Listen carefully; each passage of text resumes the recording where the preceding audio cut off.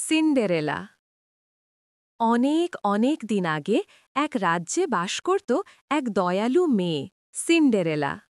ছোটবেলায় তার মা মারা যান। পরে তার বাবা আবার বিয়ে করেন, আর নতুন সৎমা ও তার দুই সৎ বোন সিন্ডেরেলার জীবনে ঝড় নিয়ে আসে। সৎমা সিন্ডেরেলাকে নিজের মেয়েদের মতো না দেখে যেন চাকরানির মতো ব্যবহার করত। ভোর থেকে রাত পর্যন্ত ঘরের সব কাজ তাকে করতে হতো। পানি আনা, রান্না, কাপড় কাচা, ঝাড়ু দেওয়া, সব। অথচ সৎ বোনেরা দিনভর সাজগোজ করে আয়নায় নিজেদের সৌন্দর্য দেখেই মশগুল থাকত। সিন্ডেরেলা দুঃখী হলেও কখনো অভিযোগ করত না। সে চুপচাপ সব কাজ করত আর রাতের আকাশের তারা দেখে নিজের মায়ের কথা মনে করত। একদিন রাজপ্রাসাদ থেকে খবর এলো, রাজপুত্র এক বিশাল নাচের আসরের আয়োজন করেছেন। তিনি সেই আসরে আসা মেয়েদের মধ্য থেকে নিজের জীবন সঙ্গিনী বেছে নেবেন। খবর শুনে সৎ বোনেরা আনন্দে লাফিয়ে উঠল। তারা ঘণ্টার পর ঘণ্টা সাজগোজ করল। সিন্ডেরেলাও যেতে চাইল, কিন্তু সৎমা কড়া গলায় বলল, তুই ঘরে বসে কাজ কর।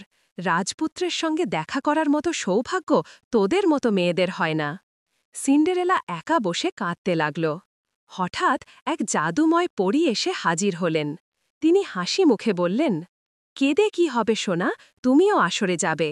তবে মনে রেখো, আমার জাদু কেবল রাত 12টা পর্যন্ত থাকবে। পরী তার জাদুর ছড়ি ঘোরাতেই পুরনো কাপড় বদলে গেল ঝলমলে গোলাপি পোশাকে। পায়ে এলো কাঁচের সুন্দর জুতো।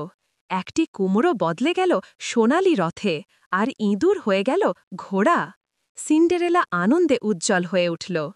সেই রাতে রাজপ্রাসাদে ঢুকতেই সবাই অবাক হয়ে তাকিয়ে রইল। এত সুন্দরী মেয়ে কেউ আগে দেখেনি। রাজপুত্র তার হাত ধরে নাচের আমন্ত্রণ জানালেন। সিন্ডেরেলা আর রাজপুত্র সারা রাত নাচলেন, গল্প করলেন। রাজপুত্র মনে মনে ঠিক করলেন, এই মেয়েকেই আমি চাই। কিন্তু হঠাৎ ঘড়ির কাঁটা 12টা বাজিয়ে দিল। সিন্ডেরেলা দৌড়ে বেরিয়ে গেল।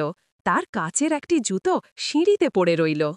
পরদিন রাজপুত্র ঘোষণা দিলেন, যার পায়ে এই কাচের জুতো ঠিক মাপের মতো ফিট হবে তাকেই আমি বিয়ে করব। রাজ্যের সব মেয়েরা চেষ্টা করল। সৎ বোনেরাও জুতো পরে দেখল, কিন্তু কারো পায়ে ফিট হল না। অবশেষে রাজপুত্র সিন্ডেরেলার কাছেও গেলেন। সৎমা তাকে বাধা দিতে চাইল, কিন্তু রাজপুত্র সিন্ডেরেলার পায়ে জুতো পরিয়ে দিলেন এবং সেটি একদম মিলে গেল। রাজপুত্র আনন্দে ঘোষণা দিলেন, এই হল আমার রানী। সিন্ডেরেলা রাজপুত্রকে বিয়ে করল। সে আর কখনো কষ্টে থাকল না। প্রজারা আনন্দে ভরে উঠল, আর সৎ মা ও সৎ বোনেরা বুঝল, দয়া আর সৎ চরিত্রই মানুষের আসল সৌন্দর্য।